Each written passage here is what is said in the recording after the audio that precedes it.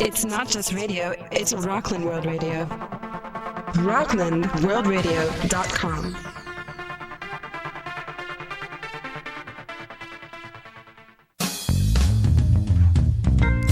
Welcome to Divine Dialogue, heard on Rockland World Radio every Monday evening at 7 p.m. Eastern Standard Time. Be sure to check out the archives by visiting the program page located off the menu bar. And now the hosts of Divine Dialogue, A.Howard and Theresa Wienecke. Good evening, everyone. I'm A.Howard, and with me is my lovely co-host, Theresa Wienecke of Dynamic Evolution. We hope everyone's doing well tonight. We've had a wonderful week. It's been a great weekend. Today was a wonderful, warm, beautiful day. Not at all like a Thanksgiving. Approaching Thanksgiving would be anyway. Tonight's program we would like to dedicate, and the next few programs during this holiday season, to giving. Both tangible giving as well as giving in a full spectrum, how we give and show up in our lives, both to ourselves and to our loved ones.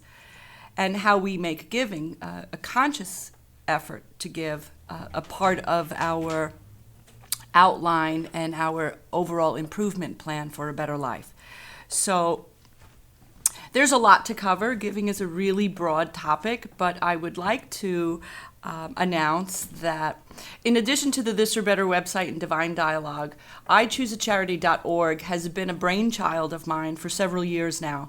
And that is a website that it has been completed. We are making some modifications now to increase the way a person can give, but it's really about teaching people the benefits of giving, both from the nonprofit perspective as well as for the individual and what giving does and how it activates an energy in our lives, a reciprocal energy, I might add, and makes a life of purpose and really brings the awe into what otherwise is kind of a mundane and not knowing where you're going. So rather than me ramble on, I'll lean on my co-host who can help me organize my stream of thought right now.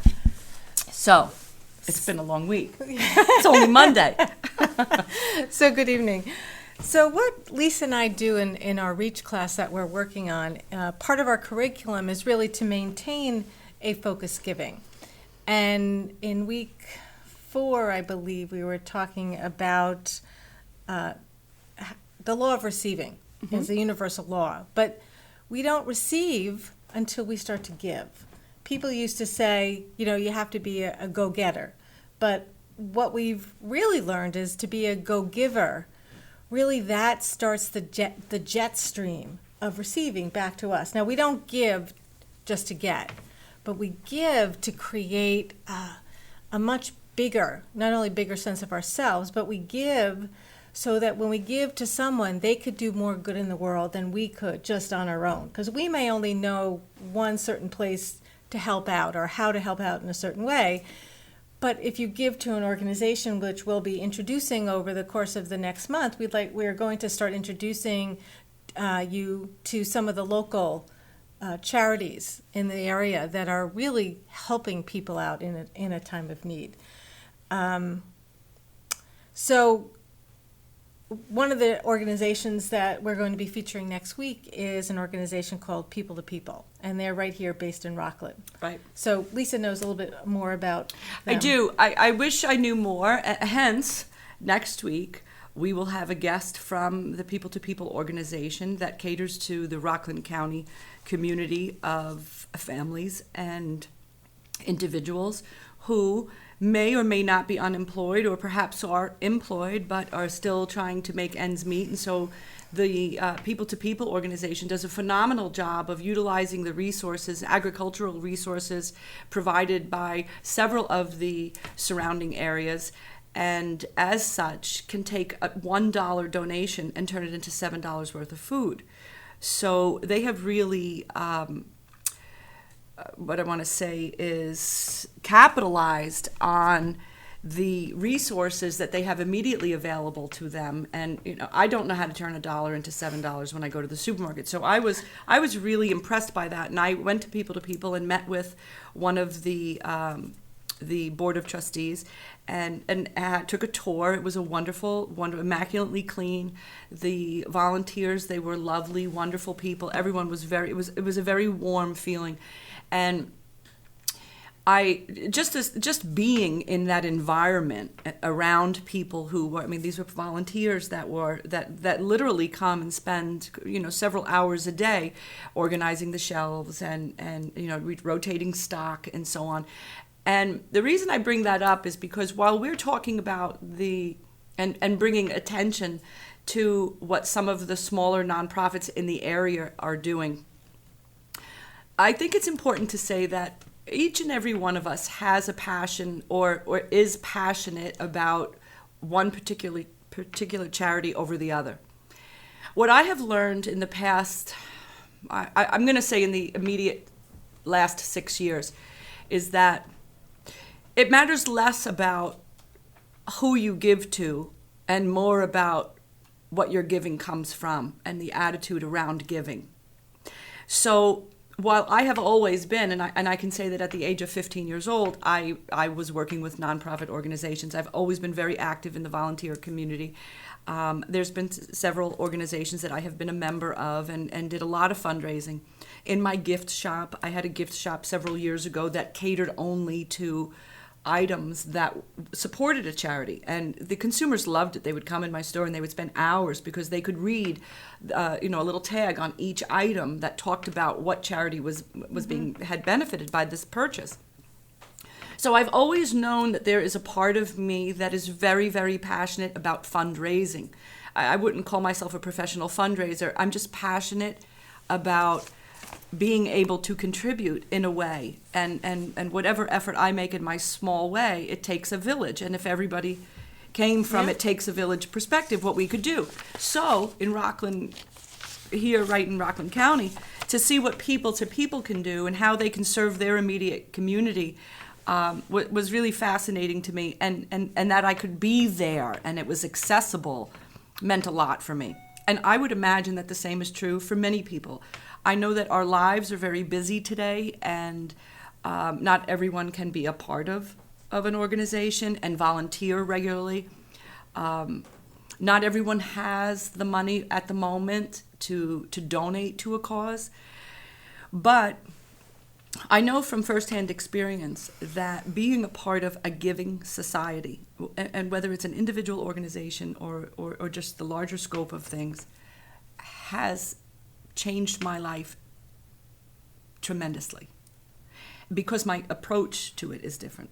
Years ago, as a teenager, there was always that sense, that altruistic desire within me. And so now, at the ripe age of 50, I'm ready to make that this is what I want to do with the rest of my life. I want this to be my future, my direction. I want to be a contributor and not a consumer. I want to look. Good. I want to say, I'm trying to think of the author's name, Harry Potter author. How could Rowland, okay. She was on a show, and I thought it was wonderful that she was being interviewed, and she was talking about what she wanted to instill in her children. And she said that if she did nothing else, she wanted to teach them how to be a contributor and not a consumer. And so that stuck with me for quite a while now, and I've decided that that resonates with me, and that's really the direction I want to go. So, I just say I've heard this before, and I really believe this is true, that people think they're safe holding on to their money, but you're not really safe until you can let it go. And there's been many situations in my life when I found that, I didn't think I had enough. But when I came right down to it, when it was time to give or to think about giving or to do something, I really didn't. I think, but I could use the money. I could use the money. But the times that I did dig down and give from because I had an emotional attachment to whatever the charity was, or doing good in the world, whatever it was, or just being kind to someone, or not only giving money, but giving a compliment, giving your time. Just, when like maybe an elderly person or just someone hasn't had anyone to talk to in a long time, just giving of your time so that you could talk and you could listen to them. But I'm sure you've had situations where you've given and you've seen the reciprocity come right back to you. Exactly. Hence, having transformed my life. Yes. Tremendously. Yeah, and it's Right. magical. I mean, there was one point I remember when my mom had a special birthday, and we were all trying to figure out how to celebrate. And we planned this boat cruise around New York and dinner and having a really festive time. And part of me, when I was looking at the price of it, I was like, oh, I don't really want to spend that money. I don't really have the money right now. I don't have it. But when I really thought about it, I thought about, gosh, what has she given to us all these years of serving us? Not only serving us food and, stuff like that, but being of service to us, of having her life really rotate around us. And when I really thought about all that she's given to us, it was a no-brainer to just write the check and go and pay for it. And wouldn't you know, 2 weeks later after I wrote the check, I got a check back from an insurance company for almost to the penny, the exact amount of money. I didn't even know it was coming. I think it had been denied before, this claim, and in the mail comes this check, hence the money in the mailbox we spoke about last week. And it's in it. And it just felt so good just to really be in alignment with the good that not only that I was doing for my mom, but also feeling so good about acknowledging who she was and what she's meant to us. So, I mean, there's story after story of things that happened like that. Do you recall the story I told? I'm not sure if you were there at Centers for Spiritual Living in Nyack when I did the talk about giving. And I told this, I'll give you this very brief story. It was about probably 6 years ago, and the PSE&G man had pulled up to my house, and he wasn't looking to buy me lunch. He was looking to collect for my electric bill. And so at that time, I had just recently found a job, and I had been, experiencing some financial difficulties the few years prior, and I was just getting back on my feet. So I had gone back to corporate America, and things were falling into place nicely, but I was still behind. So PSE&G knocks on my door and wanted, I don't know, it was like $500 or something, and the serviceman was really very, very nice, and so I gave him a check, and he gave me a week on it, so he wasn't going to turn that in for another week or what have you. But when he left, I was so discouraged and so sad, because it had just felt that for the 3 years prior, I had been climbing up this ladder, with a few missing rungs, and really having to stretch and leaps and bounds. And that week after actually, when I found myself sitting on my kitchen floor, really having a temper tantrum and feeling quite sorry for myself, I was begging God, tell me what it is you want from me.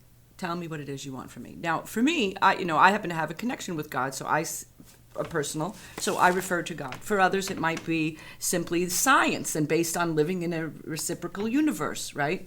And that life mirrors back to us what first reflects from us. Right. Well, that week that followed my temper tantrum on the floor, I kept seeing a truck. You first, you first, you first. It's a white truck. It turns out that this You First truck is actually a uniform company. But now, as a salesman that travels all over New Jersey and Long Island, I had never seen this truck before. But now, after I've pulled this temper tantrum, insisting that God, demanding that God tell me what it is he wants from me, and this truck just keeps passing by and passing. Everywhere I go, the You First, You First, You First. It wasn't until the 5th day, it was a Friday, and I received an email that was not supposed to come to me. It was a broadcast email meant for the Midwest region of the company that I was working for. And the sales manager in his email is inspiring salespeople and encouraging them and giving them this great news about our new products and so on. And at the bottom of his email, he signs it, and there's an old saying in Brooklyn that goes, if you don't wait for your ship to come in, if you haven't sent one out. And so when I heard that, after a week of seeing this You First truck everywhere, going back and forth, and now it's don't wait for your ship to come in if you haven't sent one out. Now, there is a verse, a biblical verse that I will refer to, which is Malachi 3:8, which talks about giving. And so I, as a metaphysician and a licensed practitioner, study quite a bit about the laws, universal laws, and so on. And we often refer to, in the science of mind philosophy, we will often refer to other religious doctrine and scripture to support a scientific principle. Hence, Malachi 3:8 talks about, and it is the one place in the Bible where God literally challenges us and uses the word tithing. A lot of people have issues with tithing, but for the moment, just follow this story for a moment. The verse states that if you give to me the first 10% of your fruits, see if I will not open the windows of heaven and pour blessings upon you beyond your ability to conceive. So, little things started coming up. I don't even know who it was that presented that scripture to me at that time, but it was the You First truck. Then it's this email I'm not supposed to get about don't wait for your ship to come in unless you've sent one out. And now I'm referring back to that scripture that I had heard a long time ago, but now seems to make a lot of sense to me.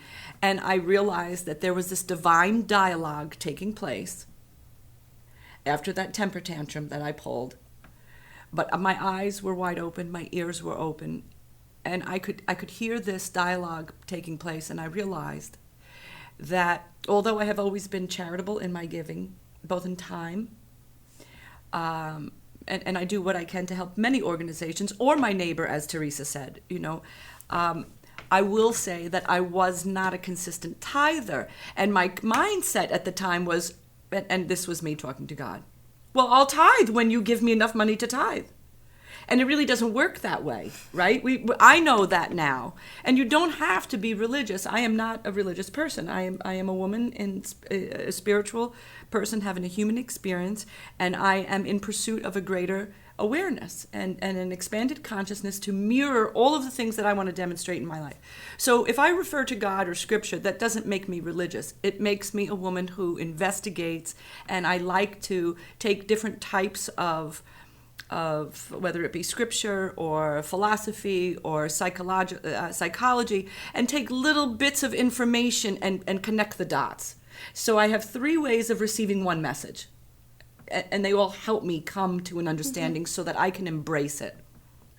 For a lot of people, the minute we talk about God or we talk about a scripture, the hands go, oh, it's getting religious. This has nothing to do with religion. As a science of mind practitioner, we study, a practitioner, and actually the philosophy is the scientific study of religious psychology. And so we study the laws of this universe and how this world is governed, knowing that the universe and the law of circulation, because that's what this comes down to, the law of circulation, knowing that the law of circulation requires you first. Right? Before your ship comes in, it's you first. So it's kind of like playing cards with God, only you have to ante up first. You ante up, and it comes back. Now, for a lot of people, I wouldn't have shared this with some of the people in my family because, of course, they just come from a totally different mindset. And so I didn't want to share what I was doing, my experiment, because it was an experiment. I experimented with tithing for 90 days, faithfully. In 90 days, Theresa, like checks showing up in the mail. In the movie The Secret, when they talk about, the checks showing up in the mail, a lot of people laughed at that and like, oh yes, I'm just going to wish checks to show up in the mail. But I kid you not, if you venture into a tithing program, and Mary Morrissey would confirm this, Prosperity Plus program supports the entire topic. So it really is about you first. So giving, if nothing else, now it's the holiday time. Charitable organizations, this is hands down their biggest season. People are very charitable around the holidays. And so from the end of October right through December, charitable giving is its highest.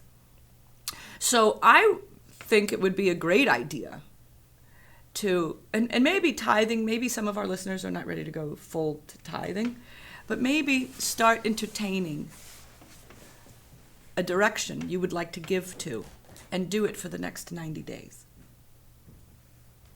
Right. Well, part of what we do here with this divine dialogue is really, our mission is really to inspire people by sharing in this divine dialogue and to really bring solutions. We're a solution-based program. So if anyone out there has experience either tithing or something really fabulous that's happened to them in their life because they've given in some sort of way, or they know of a charity that really does great work in the world. It could be locally or something that you participated in before. Please give us a call at 845-353-2910.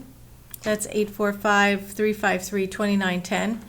Or, if you're a little shy, you can actually send an email to me at Theresa@dynamicevolution.com, and we'll pull it right up here and we'll discuss it there. We can go back and forth. Right. But to go a little bit further on the experiment idea, I think that, as I said, this is the busiest time for charitable giving, and then January comes, and the giving stops.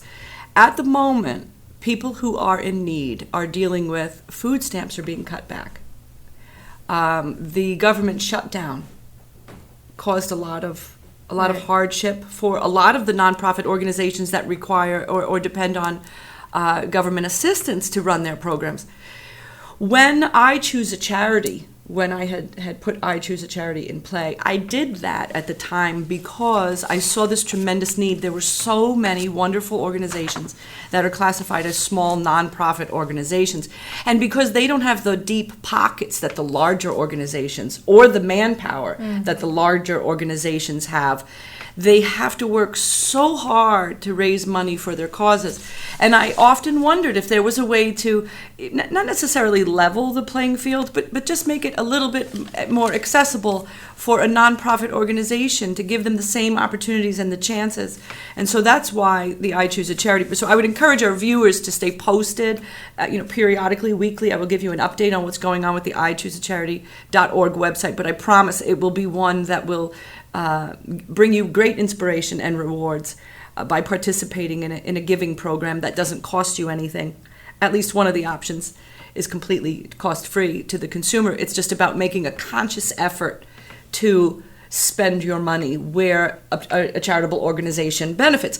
This is nothing new. Big box retailers have been doing this for years. It's a huge marketing strategy, which brings me to my last topic. There is a lot of stipulation. There's a lot of collective consciousness or society's view on what giving should look like. And without making this a political platform or an environment or judging anyone, giving, if a big box retailer benefits by giving, I see nothing wrong with that. I see a win-win for everyone. Absolutely. Giving, I do not believe, was ever supposed to be a one-sided. I don't think that in doing something good for the world, you must take a vow of poverty. When we look at society and we look at the types of organizations that benefit and profit because they're for-profit organizations, maybe part of the problem with the nonprofit world is their name. They're classified as a nonprofit. But if you've ever done any fundraising, you know that for a nonprofit, it's really that's a term used to to fall into a certain set of criteria that the IRS dictates. But the reality of it is, a nonprofit, to be successful and to grow and to do great things, has to be profitable. Right, they have expenses to meet. Exactly. For them to have a bigger reach in the world, they have to spend some money. Right. So when our mindset opens up and is less narrow about giving, and we stop judging people and say, oh, well, they have an ulterior motive and they're only giving because. I often find that the people who take exception to people benefit from giving are the people who rarely give. I would stretch myself that far to say that in my experience, I find the people who judge others for how they give or why they give oftentimes are the individuals who rarely give at all. Well, and I think when we stop giving, whether it be financially, emotionally, whatever it is, our world contracts. And only when we give of ourselves, nature is always giving. If you go back to, the law of the world, nature is always giving. It's giving us seeds, it's giving us beauty, it's giving us oxygen, it's giving us so many different things.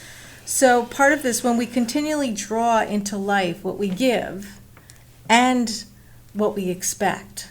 So when we think about that, do we always expect, goodness in our life? Can we give the goodness and then also expect it to come back to us in some way, shape, or form? And I think it does. I mean, I know people who are always giving, and they have so many friends, and at any moment, if they ever needed anything, and most of the time when you give, Right. you're not really open to receiving so much, but that's part of the whole cycle. But they've got so many people that if they ever asked for help, so many people would come running and assist them. So they expect of themselves to give. I think you're brought up with that. There's an organization a few weeks ago at our local high school over in Somers. The education committee, which I'm part of, we ran a community volunteer fair where we brought in different local organizations in our community so that the students in the high school could meet and talk with people who were doing good and contributing. And part of our high school's goal, part of the whole school district's goal, is to have not no student left behind, but no student feel like they don't have support in the community. And we're trying to bridge the gap between the students, the youth in the community, to have them feel like they are part of the community and try to bridge together, doing volunteer work. And we had a speaker come in from St. Christopher's, a man from Africa. He's a kicker. That was Kirk, what is his name? Kurt Kannemeyer. He works for St. Christopher's over in the Ossining area. And he actually, his giving, so he was a man from Africa with nothing. And while he was there, while he had nothing, he was always one of those people who wanted to help out. He was always in his family told that you're supposed to give. Whatever you have, you share amongst, you help people. So he told the kids a story of, how he gave and then how with his giving, he developed some mentorship programs, and all those people are now giving in their community wherever. And he's now come to the United States, and he works in giving to youth who are not, able. Their parents have left, or they're not able to care for their kids, and he lives with these kids, and he helps them in this organization. But there's also there's people that help like that, and there's also a woman named Crystal Bell that I spoke with. She's with an organization called DoSomething.org. Right, that's what I remember. And there are the country's... What was it again? Say it again. DoSomething.org. DoSomething.org. And they are the country's largest not-for-profit for young people and social change.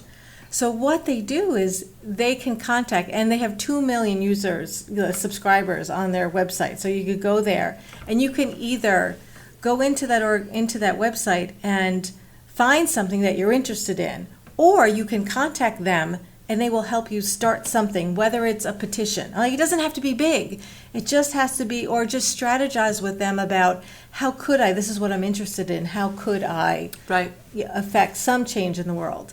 And at our high school, the kids can start any type of clubs that they want to do, and there are charitable clubs, and they do a lot of good work, the youth in the world. But and I think going back to, we continually draw into life what we give and expect. I think that's really, when you look deep down inside, what do you expect in your life? Well, and it will always go back to when we were raised. From my perspective, giving was not, it wasn't something you were supposed to expect. You give unconditionally, and you never expect back. So there was a mindset already established many years ago, and I think that it is the case for the majority of the objective givers, that giving should be from the heart, and you should never expect anything. Well, I think you eventually get there anyway. Dr. Beckwith has a great saying in his book, Spiritual Liberation, on this very topic. And in the book, he talks about the judgment around giving, or expectation, because there's judgment with both. And he says in his book to leave the so-called, I think for lack of a better term right now, the newcomer alone. That in their giving to get, they will eventually come to the understanding that we live to give, and we give to live until we live to give. So apparently what he was explaining was that in the process of, as this organization was developing and they were teaching new people the teaching, new students were coming along. Everyone was about what they could get, right? And after The Secret, everybody was getting vision boards. I mean, trust me, I had vision boards all over the house. Books on tape and DVDs, you name it. I couldn't take any more in. Because this is what I wanted. Right here on my board, this is what I wanted. So I was all about getting things. And so I was giving with intention to get. And to a certain group of society, apparently that's a bad thing. And so there's that social stigma around, oh, you should never expect, you should just give and do it piously. And to a certain extent, maybe that's true to a certain extent. Understanding the laws of this universe and understanding the law of circulation and having taken the time to educate myself and stay in classes for 6 years and research and experiment, I now understand not only what the concept of tithing from the Malachi scripture means, as well as the scientific laws around the law of circulation, the law of reciprocity, the law of receiving, the law of increase. It all talks about the mirror-like universe that we live in, and that nothing can come to us that hasn't come from us.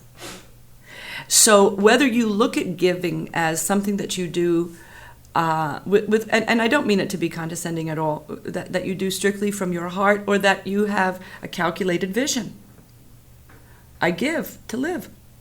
And I have come to realize that I wouldn't want to live without giving. It's really been a beautiful experience for me, and I would like to share that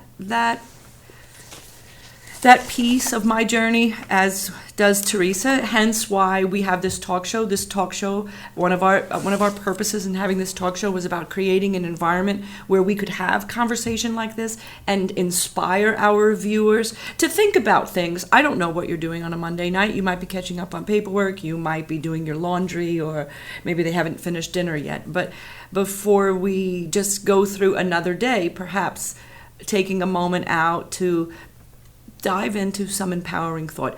Diet with the girls. Dive into empowering thought and divine dialogue with Theresa and Lisa, and see what starts showing up in your life.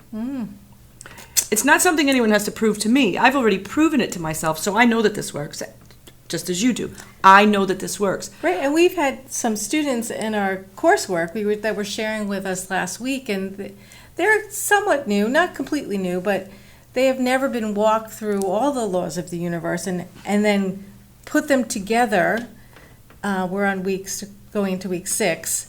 But one is, put what you want out there. What is your vision for your life? I mean, is your vision for your life to give? Is your vision for your life to discover who you really are? Is your vision for your life to travel the world and learn and grow and get deeper? So whatever your vision for your life is, first you have to actually have the blueprint of that. We talked about it in our first class.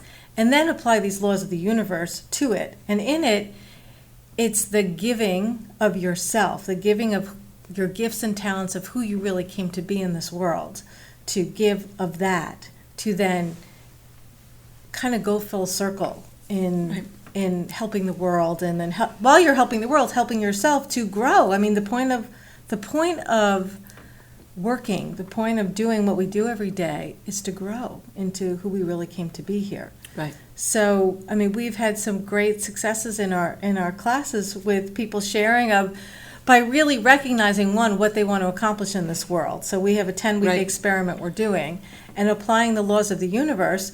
We had a woman who's in our group who said, some of her appointments were canceled for the week, but she said, of course, no worry, no problem, and let's reschedule. We'll do it when you can. The next call that she had was, can you on Thanksgiving, the day after Thanksgiving, can you give 5 massages to my family who's going to be in town? So she was very giving of her time and her talent, and, and her being courteous and genuine and saying, no problem, don't worry about it, you can reschedule, to really, and she's a very giving woman, what she wants to accomplish in the world, to, then get reciprocated back into this additional source of income and her, what she loves to do, giving so people feel better. Right. Right, because as you said, it's not just about money. And I think a lot of people, I know that it was my particular experience. At the time, it was like, what comes first, the chicken or the egg? I didn't feel that I had the money to give. But I had the time. Right. I did have the time. Or there was the other student that talked about not having money for gas and for things like that, right? And so she was invited to go on a luncheon. And I encouraged her, but she had already warned the person, but I don't have anything to bring and I don't have gas. And we said, well, no, you do. You have something. I don't know if it's peanut butter and jelly on saltine crackers or something, but you have something to bring. Now, and you can probably identify with this, because growing up in an Italian household, we were always taught, we never went to someone's house empty-handed. Oh, absolutely. If you had to stop at 7-Eleven and buy a box of stale donuts, you were going to bring the stale donuts, but you weren't. I mean, shame on you for doing that, but if you forgot to go to the bakery, then you were stopping at 7-Eleven, but you weren't going. Right. So, that, and I've ingrained that in my daughter. And I think that it's kind of cool that so many of the things that we were taught when we were younger, we just didn't question where they ever came from, both good and bad. But a lot of what we have been taught does come from a scientific theory, a principle that just became a nice thing to do. Do you know what I mean? Yeah. They lost what the goal of that was at one time, and it just became, well, polite people bring something. Right. Right? Absolutely, yeah. But it has always been this way. Hence, when that movie was titled The Secret, whether or not, there was a lot of drama around it being a secret. There really is no secret.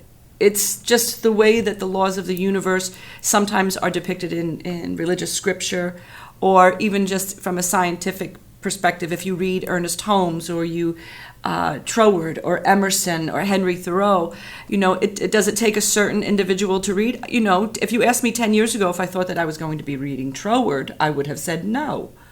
That's not my greatest read. But eventually you find yourself, when you start asking these questions, when you start diving into empowering thought, you find yourself on this journey, and you are uncovering these treasures, these wealths of information that go back to thousands and thousands of years, and you discover that, oh my God, this is how life works. This is how it's supposed to work.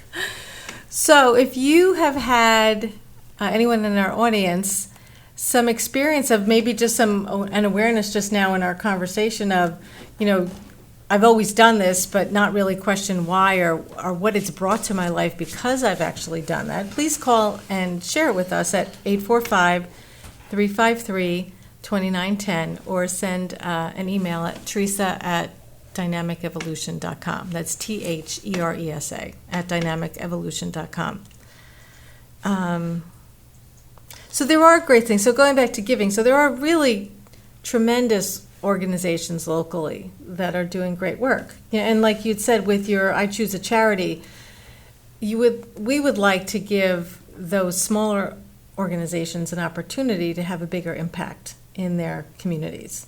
And because those people in the communities benefit, and then they go, most of the time they'll go out and then start giving on their own. And it's really exponential what can happen out there in the community. And the Community Center of Northern Westchester is a local charity by us, and they really provide people in the community. They have a food pantry there. People drop off, clothing that their children have grown out of, and they resource it out to the community. And they were saying when they were at the high school that day that, like you had said, they're getting reams of, food's coming in, money's coming in now, but what they really would love is to have a food donation event in January or in February. Well, they would like it consistent. Right. It's that this is the height. This is when everyone's heart is wide open, and it's beautiful, and I'm glad that is. But then what happens? January comes and the credit card bills come in. And then I really don't have enough to give to anybody else. And then it becomes there's less to give, or so the mindset believes that there's less to give, And so these nonprofit organizations, they get a break right now, November and December, but the rest of the 10 months out of the year, that's a lot of work, and oftentimes the cupboards are bare. So that's why we decided that we wanted to, like I said in the beginning of the show, giving is such a broad topic that Theresa and I could spend, we could have a career in just talking about the benefits of giving, the different ways to give. But make no mistake that it is up to you. It's you first, and however you give, whether you decide to donate to a local charity or you're already doing that, whether it's giving to a charity or giving to yourself, everything that we want first depends on us. Right, and I think when we come from the thinking, so what we both do is really work on the thinking, because the problem's never the problem. It's the thinking about the problem that's the problem. Right. So in our work, what we help people do is really think from a different place. So in giving and in our life in general, I think we have to come from an agreement of abundance, that there is an abundance in this world for everything that you ever wanted. And when we focus on the lack in our life, either lack of money, lack of food, lack of friends, lack of whatever the lack is, when we focus on that, we just see more of it. And there is no way anybody else could tell you that there's anything different. But when we focus on abundance and we really create the feeling tone that there's abundance of everywhere, then you really do start to see abundance of people giving to each other. There's an abundance of, that peanut butter and jelly on saltine crackers. That is in there, and you should be grateful and happy that you have that if that's what you have in your cabinet. But there is always abundance. Look at nature. There's always abundance. There's always, something more to come out of, more beautiful colors on the trees, and if a tree burns down, the tree may go away. The energy that was in that tree then feeds the earth with the ashes. Right. So there's an abundance of nutrients there. Right. But while we're talking about abundance, and we're assuming that everyone who's watching our show is already aware of what we're aware of. So how do we tell a viewer who hasn't studied metaphysics or isn't a part of a coaching program and facilitates classes like you and I do, that how do I tell someone who's unemployed and they're trying to pay their rent and they don't know where that check is coming from? Some way or somehow you have to quiet your mind and slowly start to ask yourself some high-powered, high-quality questions. Because as Albert Einstein said, you cannot solve a problem with the same mindset that created it. Absolutely. So while some of our information may or may not be somewhat foreign to you right now, if you are watching this show, it's not a mistake, it's not an accident, that there is something within you that you have been entertaining for a while, and this is an answer. And when you start to recognize that you have deliberately put yourself in a place, whether it's watching this show or whether you find yourself sitting outside like on a beautiful day today and recognizing what Theresa just explained about what a beautiful day it was and how rich the scenery, the landscape is with all of the colors. It's hard to think abundance when you're in the midst of your stuff. Okay? So, we're not, Theresa and I have been there. We've been in our stuff. Right, and if you're having trouble getting out of that place, call us. Yes, absolutely, call us. Email us. I would encourage anyone who has any questions about this show, and obviously you see that this show is unfolding for Theresa and I in a very organic way, a very genuine and organic way. We wanted our show to be unrehearsed. We wanted divine dialogue Divine dialogue is not something that you can rehearse. Divine dialogue is something that takes place when your heart and your mind are deliberately in a place where you're open to receive wisdom. And it comes from, there are so many teachers in our lives. It's not the classroom. Most of the time, life is our teacher, the curriculum, right? The curriculum, I think Mary Morrissey said it best, the curriculum of our life is our soul's journey. Our soul's journey is the curriculum of our life. Did I say that backwards? But you get my point. When this stuff comes up. So she said the content of our life is the curriculum of our evolution. So this content that we have right in front of us, whether we have Good, a job, bad, or indifferent. have a job, have family, have a car, whatever it is, that content of your life, the conditions of your life, is really the curriculum for your evolution. And it's really reaching every day to think differently on really demanding of yourself to see it differently. Right. And if you don't know how to do that, to reach out to someone Who does. who has a higher level thinking than you do, or has the results in their life that you can see are the results that you want. You go to those people and you figure it out how to change those conditions in your life. Right. Now, This or Better has a Facebook page. The questions that you might have or that might come up later on after the show is over, Theresa and I encourage you to use the This or Better Facebook page. Like us. Ask our questions, post your questions. We'd be happy next week to come back with answers to some of those questions that we gather through the week. It would be a tremendous help. In fact, it could be your way to start giving now and give to This or Better by liking us on Facebook and asking Theresa and I questions that we can answer in next week's program. I think that it's probably important to say that's the old page. That's not This or Better's Facebook page. This or Better does have its own Facebook page. We will be talking about giving for the rest of this month, through Thanksgiving, right into December. We do have some wonderful guests planned that we would like to share with you as the weeks unfold. People to People is slotted to be with us next week, and they will talk more specifically about what it is they do. How do they turn $1 into $7, and how can the member at large participate and contribute to People's mission of keeping the tables full in Rockland County. So we're not talking about the obvious homeless alone. We're talking about the everyday American family that's working, trying to make ends meet, and it's tight right now. Maybe one of them has lost a job. Maybe there's only one income coming in where there used to be two. Maybe there are more children in their picture today than there was. Maybe they did lose their job, or maybe there was a sickness. When poverty comes, I can tell you that I have experienced up and down. So, I've had a lot of money, and then I haven't. A lot of not. So you never know. Things occur in our lives, and we could be riding high for quite a while and then not be prepared for a situation, something catastrophic that causes a financial hardship. So when we are giving to these local organizations, know that we are enriching the community around us. I am a firm believer of that charity begins at home. And so while I do participate in charitable giving from an international perspective, I really think that the best place for all of us to start is right here at home.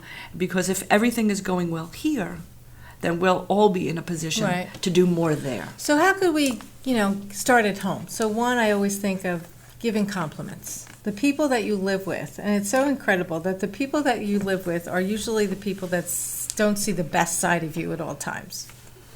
Am I right? I mean, oh yeah. That's another show, Theresa. Because we get very comfortable with being comfortable about letting it all hang out when we're at home, and then when we go outside of our door, a lot of times, a lot of people are, much more polite and pleasant to be with, and so maybe for this week, as we end our show here, as maybe for this week, there are a couple of things we could do. One, come back next week or go to the Facebook page on This or Better, and let us know what is the way that you are giving in your own home. Like, what is it that you could do in your own home? Is it giving compliments? Is it, preparing a meal for someone? I said one day, I just want, I've had, my oldest is 19, so I've been cooking and, serving my family with food and stuff for, 19 years, maybe a little less than that. But all I said one day was, all I want is somebody to make food for me. So I just want somebody. And actually, my son came home that day and he had brought home pizza or something to share with everybody. So that was my wonderful gift that day. But how could we give at home? And then when we feel how good that feels to give it home, to bring it outside into the community and whatever that is. So we would love for you to give us some feedback on what it is that you're doing out there, or what organizations that you really love out there. So if you could email Theresa at dynamicevolution.com, Lisa at This or Better. At This or Better, or the Facebook page for This or Better. And next week, I promise, we'll have this down to one website, one email address, and we won't send you all over. So, on that note, we will wrap it up for this week's edition of Divine Dialogue with Lisa with Howard. the girls, diet with the girls. Dive into empowering thinking and divine dialogue with the girls. Thank you for being here. And have a wonderful week. Thank you.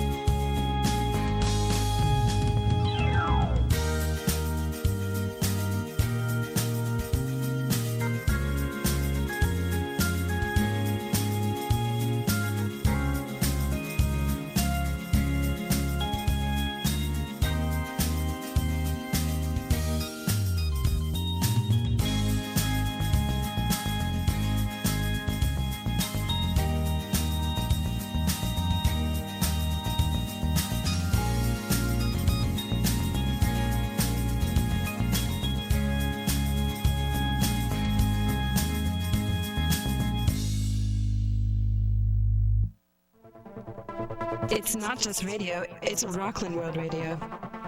RocklandWorldRadio.com.